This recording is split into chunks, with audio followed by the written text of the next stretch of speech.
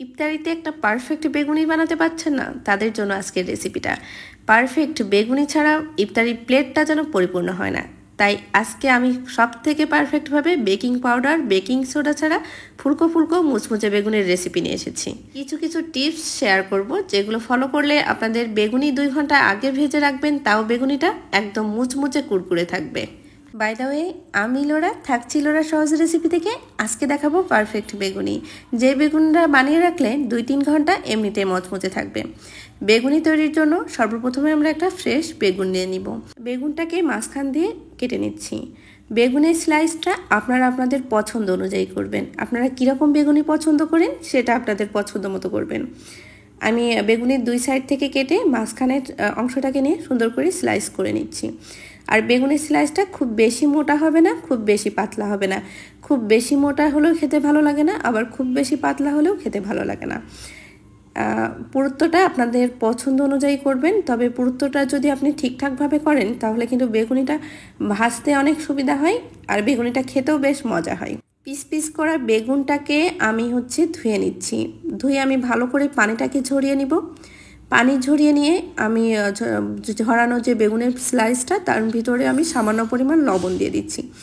এতে করে বেগুনির টেস্টটা বেটার হয়। কেউ যদি চান যে লবণটা না দিয়ে ভাজবেন, তাও দিতে পারেন। তবে লবণটা দিলে পরে বেগুনের যে শক্ত শক্ত যে একটা থাকে, সেটা কিন্তু আর থাকে না, একটু নরম টাইপের হয়ে যায়, যেটা বেসনের মধ্যে দিয়ে গুলিয়ে ভাজতে অনেক সুবিধা হয়। বেগুনটাকে আমি এক সাইডে রেখে দিচ্ছি। এবার আমি বেসনটাকে গুলিয়ে নিচ্ছি। এখানে 2 কাপ পরিমাণ বেসন নিয়েছি। বেসনের মধ্যে আমি 1 টেবিল চামচ আদা বাটা, 2 টেবিল চামচ রসুন বাটা, 1 টেবিল চামচ কাঁচামরিচ আর জিরার একটা পেস্ট করে রেখেছিলাম, সেটা দিয়ে দিয়েছি। 1 টেবিল স্পুন শুকনা মরিচের গুঁড়া, 1 টেবিল স্পুন হলুদের গুঁড়া আর 1 চা চামচ আমি লবণ দিয়ে দিচ্ছি। দিয়ে এখানে ভালো করে একটু মিক্সড করে নিচ্ছি। নিয়ে এখানে আমি 2 কাপ বেসনের জন্য এখানে আমি 2 কাপ পরিমাণ পানি দেব। 2 কাপ বেসনের জন্য এখানে আমাদের পানির পরিমাণ লাগবে 2 কাপ পরিমাণ। বেসনের ঘনত্বটা কিন্তু ঠিক রাখলে বেগুনি ভাজাটা অনেক সুবিধা হয়। এজন্য বেসনের পানির পরিমাণটা ঠিকঠাক রাখতে হবে। 2 কাপ বেসনের জন্য 2 কাপ পরিমাণই পানি লাগবে। 1 কাপ বেসনের জন্য 1 কাপ পরিমাণ পানি লাগবে। পানিটাকে দিয়ে একটা হ্যান্ড উইক্স দিয়ে 5 থেকে 6 মিনিট খুব ভালো করে হাতে ফেটে নিতে হবে। বেসনটা যতটা পারফেক্টলি ফেটানো হবে ততটা কিন্তু পারফেক্টলি বেগুনিটা ফুলতে সাহায্য করবে।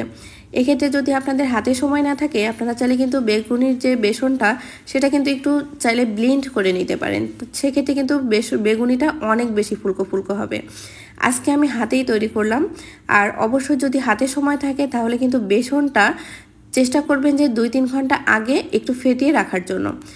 তাহলে দেখবেন সেই বেগুনিগুলা খুব বেশি ফুলকো ফুলকো হবে। আজকে আমি ইনস্ট্যান্ট বানালাম, কিন্তু আমি অন্যদিন কি করি, আমি বেসনটাকে 2 ঘন্টা আগে ভালো করে ফেটিয়ে রেখে দিই, রেস্টে রেখে দিই।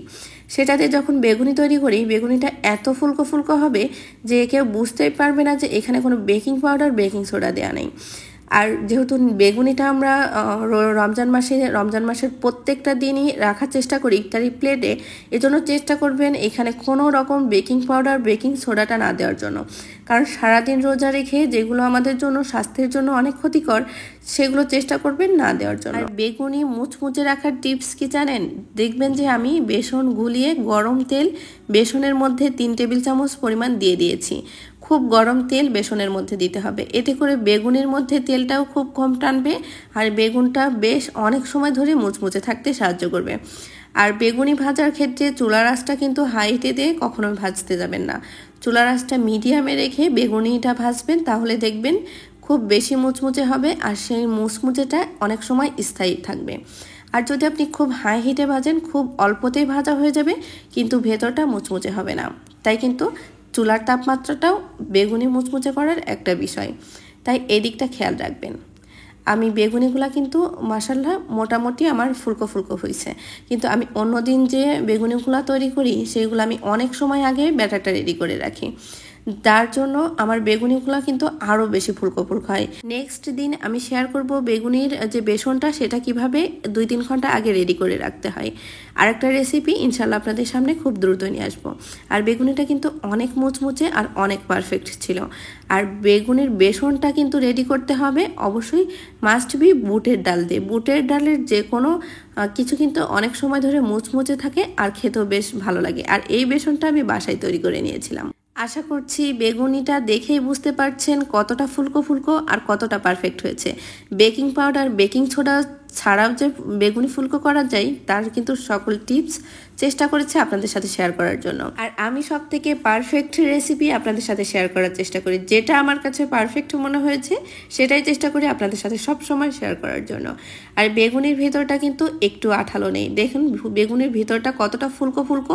অনেকে বেগুনি তৈরি করেন বেগুনের ভিতরে আঠালো অংশটাই বেশি থাকে, সেই বেগুনি খেতে কিন্তু মোটেও ভালো লাগে না। আর সেই বেগুনিটা কখনোই মচমচে থাকে না। এই যে বেগুনের ভিতরে পুরোটা একদম ফাঁকা আর বেগুনটের স্লাইসটা খুব স্বচ্ছভাবে দেখা যাচ্ছে। আর এই বেগুনিটা খুবই মুচমুচে হয়।